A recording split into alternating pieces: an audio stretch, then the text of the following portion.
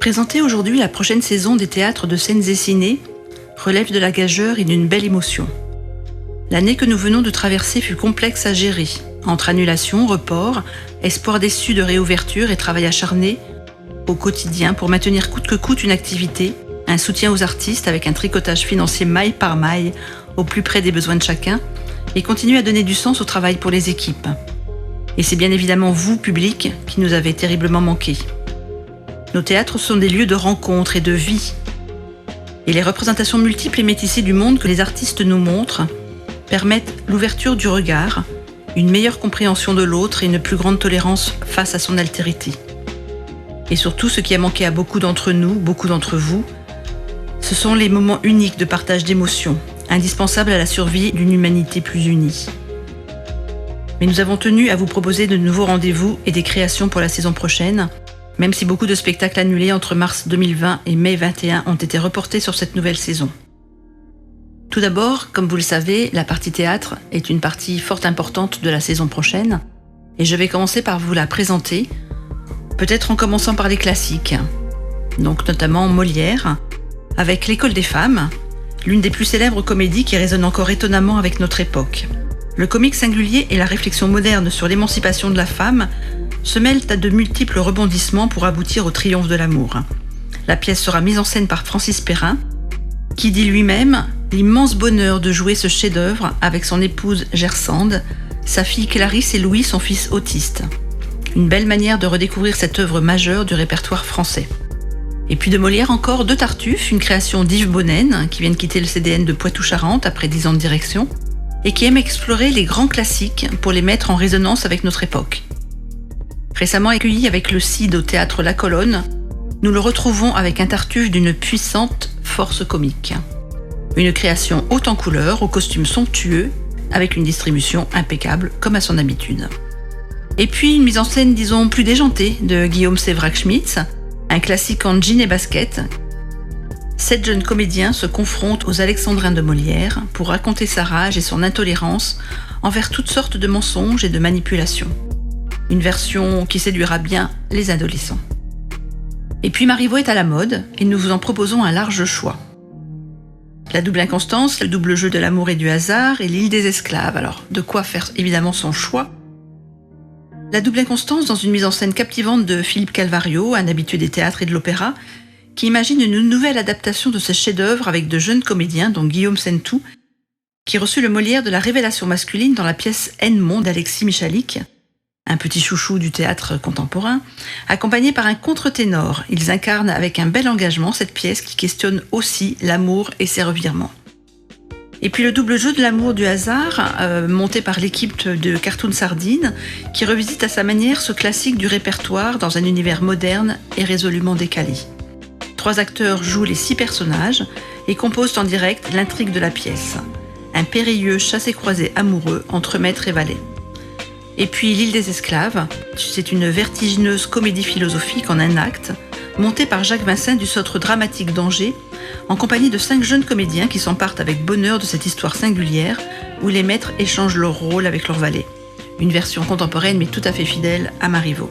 Et puis plus proche de nous, des auteurs du 19e siècle, notamment L'art d'être grand-père, l'ultime recueil de poèmes de Victor Hugo, interprété par Jean-Claude Drouot, qui joue en fait de sa ressemblance troublante avec le monstre sacré pour se glisser dans sa peau et nous livrer avec toute sa fougue et sa passion, de celui qui a joué dans nos enfances Thierry Lafronde, un texte résolument optimiste sur le bonheur d'être grand-père. Un bel hommage à l'un de nos plus grands auteurs français, et de nos comédiens français également. Et puis Une vie, encore une belle comédienne, Clémentine Salarié, qui se glisse avec gourmandise dans le personnage féminin de ce premier roman de Maupassant. Et avec sa belle présence, la comédienne, elle s'empare de la langue imagée presque cinématographique de Maupassant et nous raconte la vie de cette jeune femme, de ses premiers émois amoureux jusqu'à la passion déçue à la fin de sa vie. C'est assez passionnant et réellement envoûtant.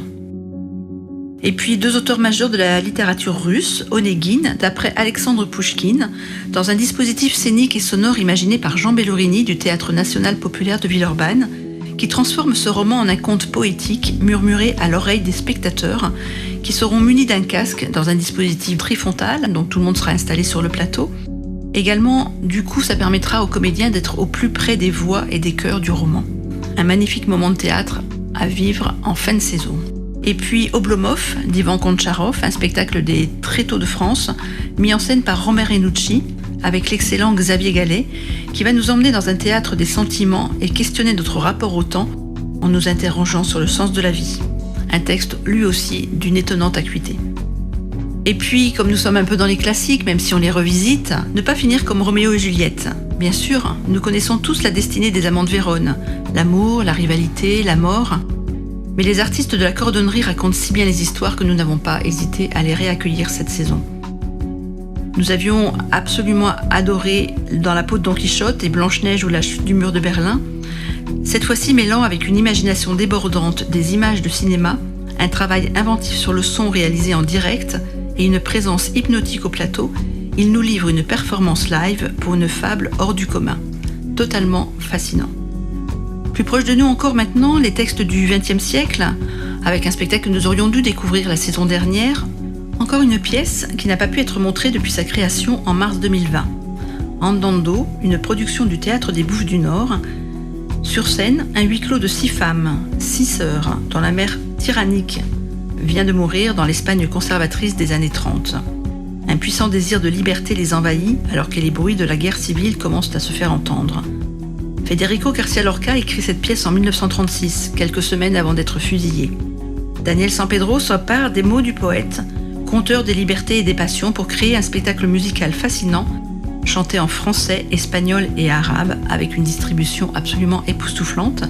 Tout d'abord Zita Enro, César du meilleur espoir féminin en 2016, Audrey Bonnet, une magnifique comédienne, également Camélia Jordana, pour n'en citer que 3, et elles seront accompagnées par 3 musiciens au plateau, un moment évidemment rare à ne pas manquer. Et puisque nous sommes dans le théâtre musical, Miss Nina Simone, où le destin incroyable d'une femme révoltée qui revendique courageusement ses racines, un génie de la musique empêché de devenir pianiste classique parce qu'elle est noire. La pièce nous délivre les derniers moments de la vie de légende de ce personnage hors du commun. Et dans ce même registre de théâtre musical, le malicieux François Morel sera des nôtres la saison prochaine avec sa dernière création, Tous les marins sont des chanteurs, qu'il reprendra sur le plateau du Théâtre de l'Olivier après une résidence de quelques jours au début de sa tournée en novembre prochain. On va se surprendre à fredonner ces chansons de marins indémodables, une fête savoureuse pour fêter la mer et l'amitié en bonne compagnie. Puisque l'on parle de fête, comment ne pas évoquer les Lettres de mon moulin d'Alphonse Daudet, dans l'interprétation du génial acteur Philippe Cobert que nous aurons plaisir à découvrir dans ce répertoire qu'il affectionne.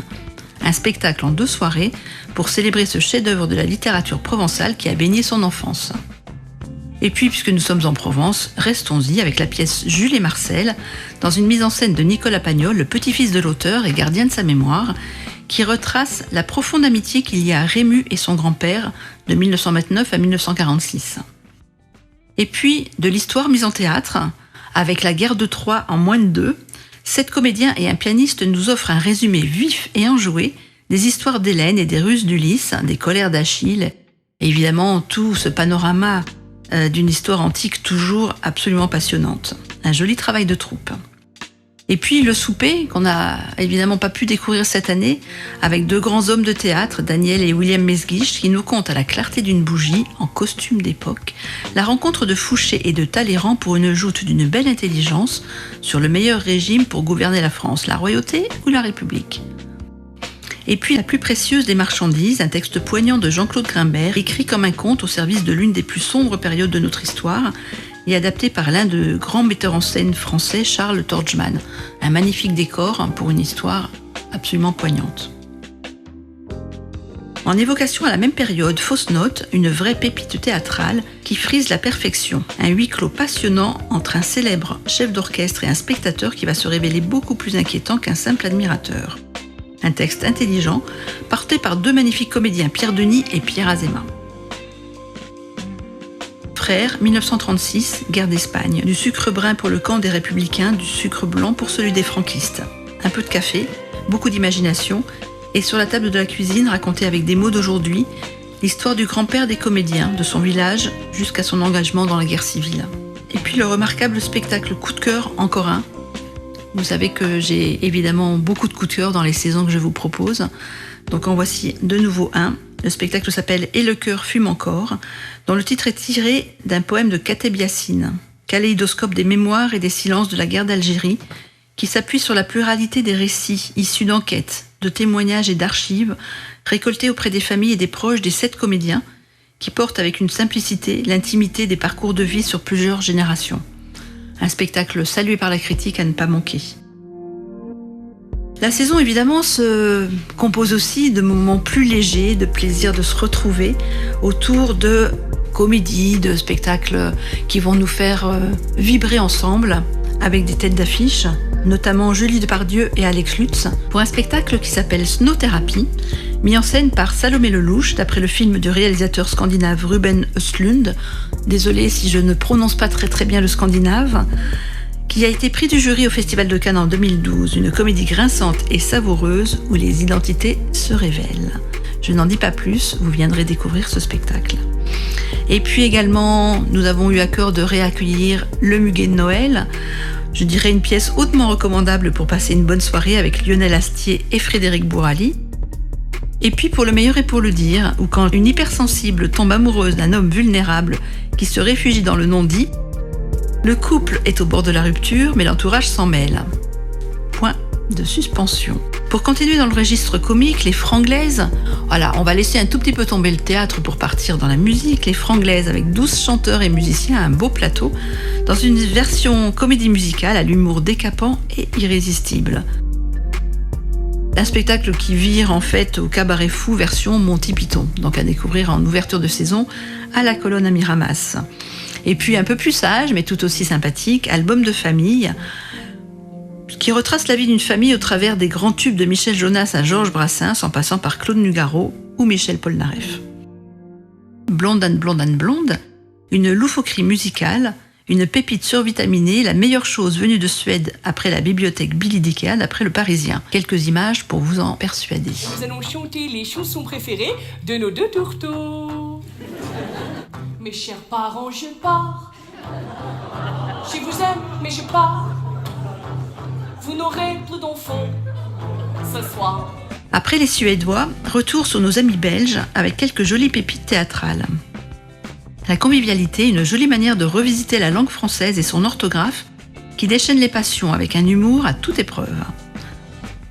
Lucas, 2 comédiens épatants, petits-fils de migrants italiens, qui entament un périple à la recherche de leurs origines qui va les précipiter dans un exposé savoureux sur l'histoire de l'humanité. C'est passionnant et c'est surtout très juste et fort drôle. Et puis dimanche, une création, voilà, comme vous voyez, des créations qui viennent aussi s'intercaler entre des reprises qu'on avait très envie de vous montrer. Un spectacle qui s'appelle Dimanche, entre onirisme et réalité. Ce spectacle dépeint l'histoire d'une famille aux prises avec les dérèglements climatiques. Autour d'elle, tout se transforme et s'effondre et les situations virent à l'absurde. Le spectacle est bourré d'inventions visuelles et poétiques, de trucages étonnants et insolites et quelques images également pour vous donner envie de découvrir ce spectacle au Théâtre de Fosse.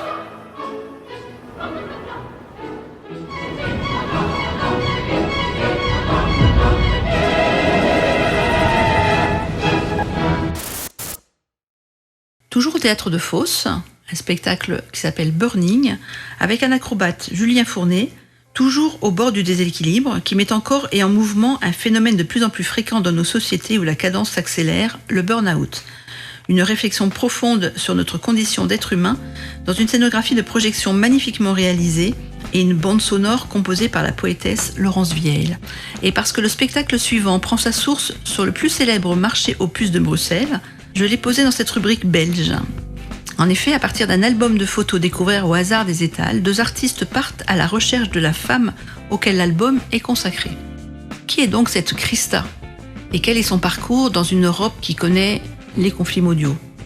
Le théâtre continue avec des grandes pièces populaires. Le Petit Coiffeur, par exemple, la nouvelle pièce de Jean-Philippe Daguerre, qu'on avait absolument appréciée avec son succès Adieu Monsieur Hoffmann, la pièce aux 4 Molières. Une histoire d'amour d'Alexis Michalik, sa dernière proposition. Des sujets d'aujourd'hui qui troublent et concernent, avec un humour qui sait à merveille briser la mélancolie ambiante, Michalik est un phénomène, ça c'est la critique de Télérama. Quelques images pour vous donner un aperçu et vous donner le goût de la découverte.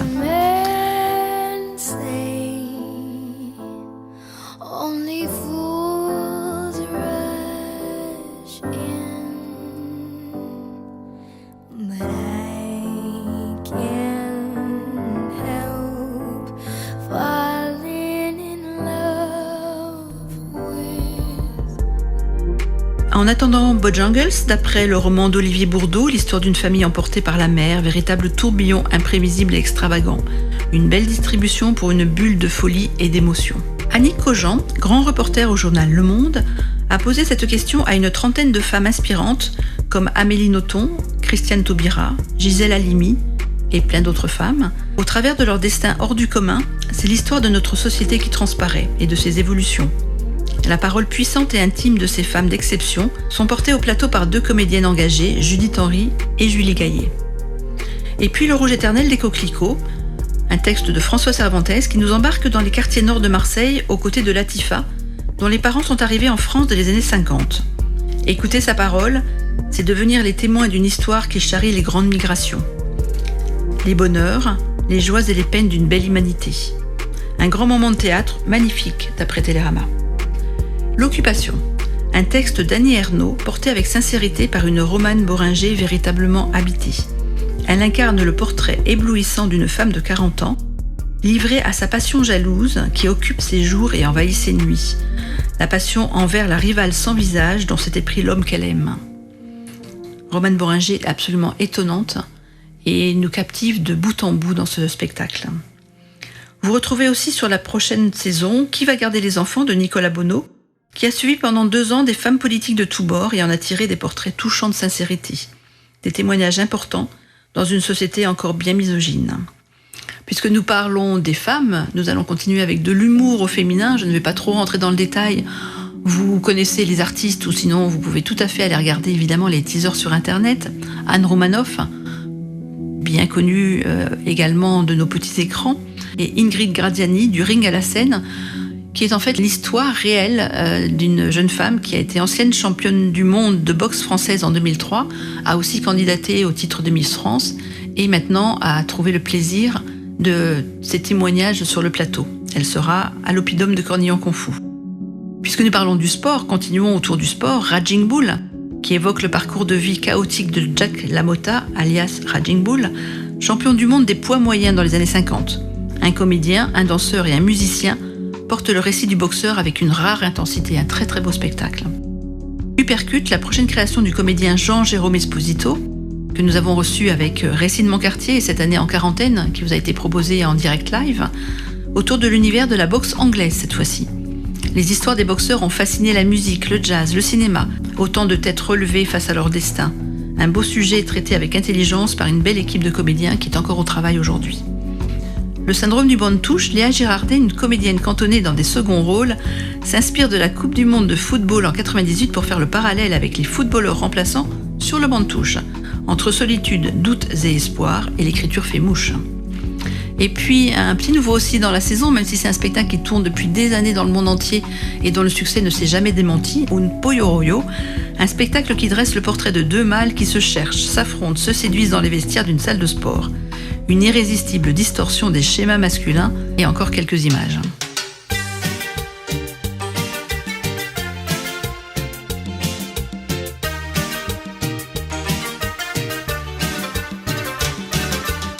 Afin de poursuivre avec ce monde d'hommes dont je viens de parler, de l'humour également au masculin avec Walidia, Michel Boujna, Haroun, Jérôme Commandeur.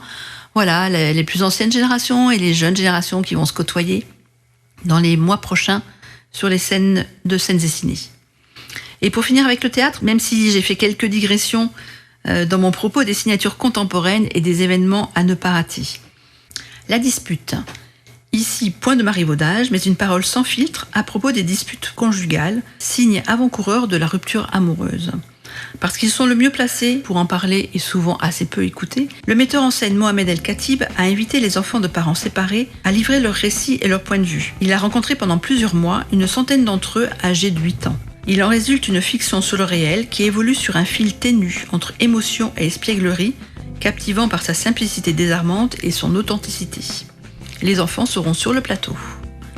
Et puis, Cœur des amants, quel bonheur d'accueillir la prochaine création du directeur du Théâtre National de Lisbonne, Tiago Rodrigues, invité d'ailleurs du Festival Avignon In en 21. Propulsé au premier rang de la scène théâtrale internationale depuis ses dernières créations, il est un artiste passionné et inspiré. Tiago Rodrigues nous propose un théâtre profondément humain qui magnifie les acteurs, une ode au jeu et à la musicalité du langage.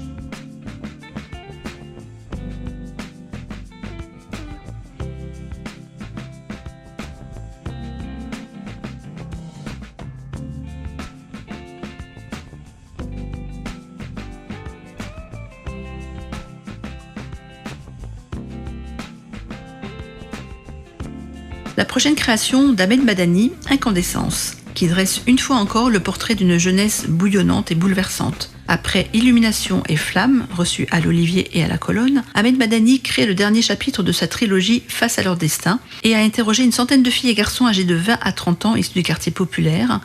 Il les a interrogés sur les rapports hommes-femmes et plus globalement sur l'amour.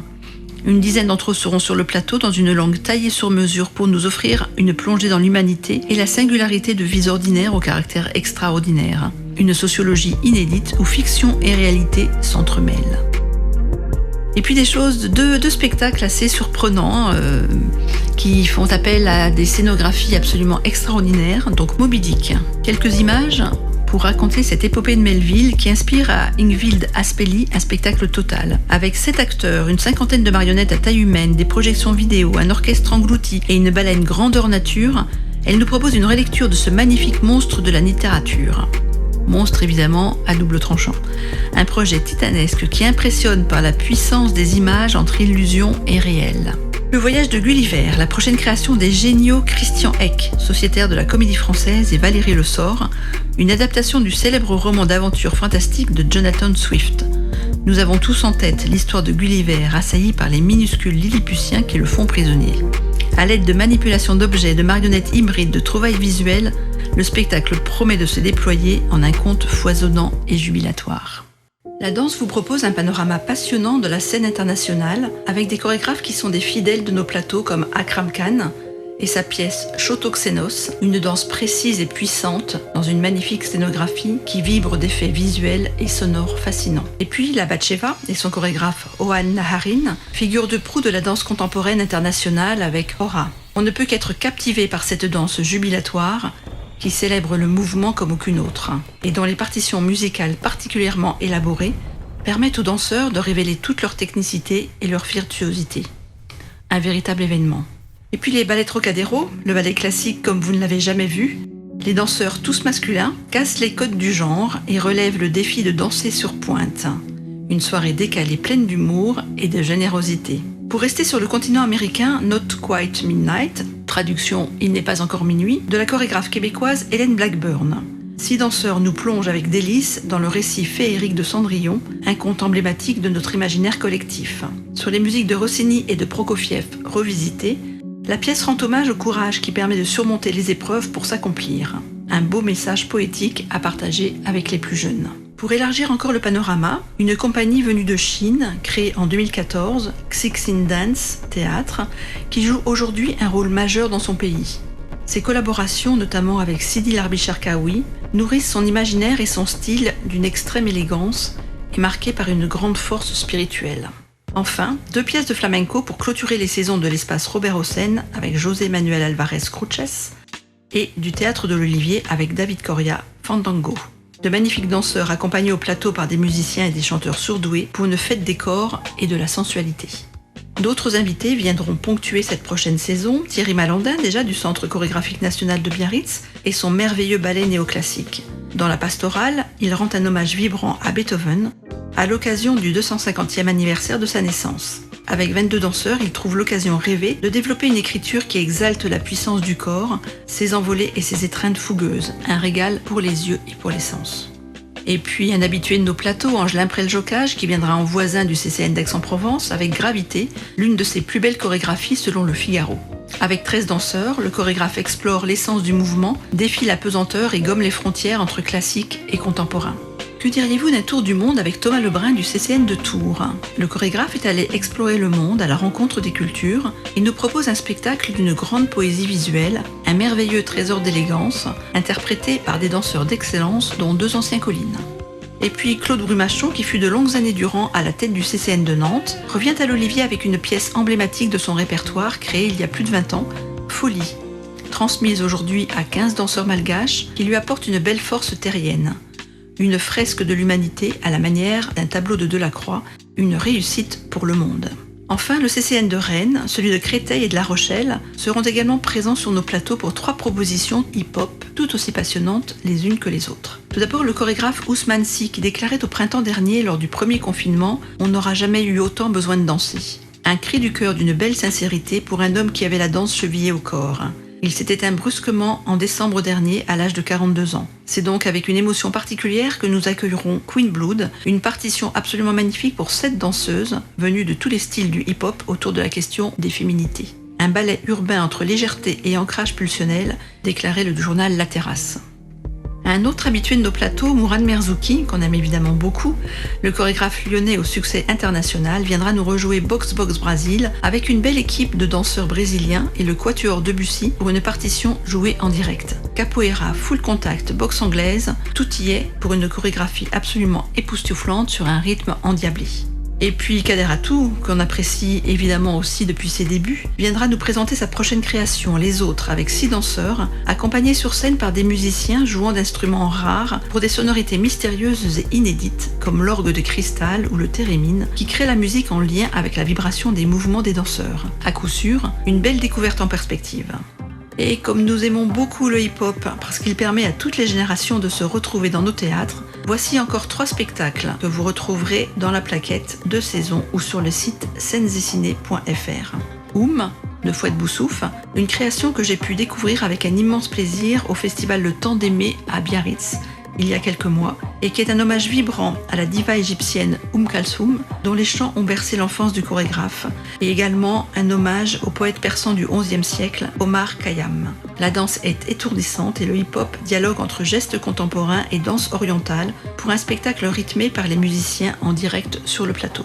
Et le Pokémon Crew avec Empreinte, une récréation pour les 20 ans du collectif le plus titré au monde en battle dans le circuit des compétitions. 6 danseurs nous plongent dans un voyage trépidant à travers le temps, saisissant avec poésie les souvenirs et les anecdotes de leurs histoires personnelles. Un espace émotionnel insolite pour une danse dynamite. Et enfin, Hamid Benmahi, avec sa dernière pièce Yelel, qui nous embarquera vers le village natal de son père, dans un voyage à la rencontre de ses origines familiales. Danses orientales et urbaines se mêleront au son des musiques fusion d'artistes remarquables qui seront également présents sur le plateau. Une belle manière de clôturer la saison du théâtre de Fosse.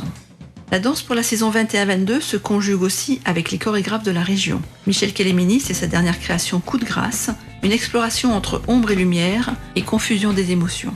Georges Apex, qui tire sa révérence avec sa toute dernière création, XYZ, ou Comment parvenir à ses fins, et qui invitera les jeunes danseurs de la formation Colline à l'accompagner. Et puis Josette Baïse et sa prochaine création Phoenix, pour les 30 ans de sa compagnie, avec 12 danseurs pleins de fougue et d'énergie. Enfin, plusieurs rendez-vous tout au long de l'année avec Christian Hubel, un artiste associé à la ville d'Istres, avec notamment des balades dansées avec casque et DJ en juillet et en septembre, dans le cadre du plan de relance du ministère de la Culture. Pour continuer avec les arts du geste, le cirque qui viendra rythmer la saison avec bien sûr la 24e édition des Élancés fin janvier et de bien jolies surprises à découvrir. Pour ouvrir la saison du théâtre de l'Olivier, le groupe acrobatique de Tanger avec FIC, Réveille-toi, un cri joyeux qui rassemble 15 jeunes acrobates et danseurs, 100 caisses de bouteilles de Coca-Cola, un trampoline humain, une moto acrobatique, quelques ballons de foot et un DJ live. Un projet militant pour valoriser l'acrobatie marocaine et un résultat survitaminé. Et dans la foulée, le dernier opus du cirque Haïtal, saison de cirque. Cathy, petite blonde poids-plume, et Victor, colosse baraqué, nous ont enthousiasmés avec leur précédent spectacle, dont pour le meilleur et pour le pire. Avec cette nouvelle pièce, ils invitent des amis de la piste, rencontrés dans les cirques du monde entier, et notamment en Russie avec des numéros traditionnels époustouflants. Une histoire généreuse, un spectacle de cirque sous chapiteau, radieux et profondément humain. À voir évidemment en famille. Et puis la compagnie marseillaise Libertivore nous offrira Fractal dans le cadre du soutien aux compagnies du conseil départemental qui nous permet de vous offrir plusieurs spectacles en septembre et en octobre. Soyez évidemment attentifs pour les découvrir. Ce spectacle nous permet de découvrir des portées acrobatiques et s'intéresse à la place de l'homme dans la nature, une belle proposition dans une ambiance clair-obscur. Et Globe Story que nous pourrons découvrir à l'Oppidum de Cornillon Kung Fu, une comédie burlesque façon film muet comme au début de l'histoire du cinéma. Un moment poétique à déguster en famille. Le magicien Gus, le nouveau maître de l'illusion, nous propose un spectacle familial et participatif.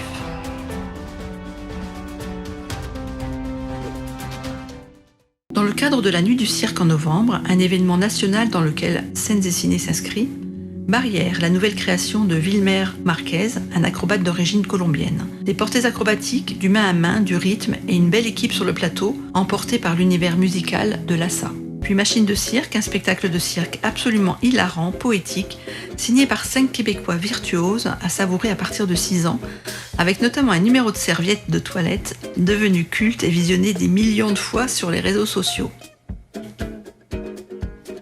Oh oh, un numéro de mime, de clown, d'acrobatie tendre avec 2 personnages bien attachants. Et puis les Québécois de nouveau sur le plateau, les Québécois de Flip Fabric avec Blizzard, qui nous emportent dans un voyage fou au cœur de l'hiver. Des techniques époustouflantes, des artistes généreux et talentueux. De quoi régaler, encore une fois, toute la famille.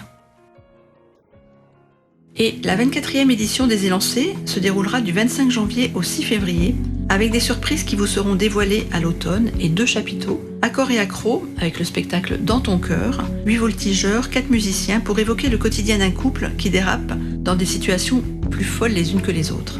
Du burlesque, de la bonne humeur et des acrobaties aériennes de toute beauté.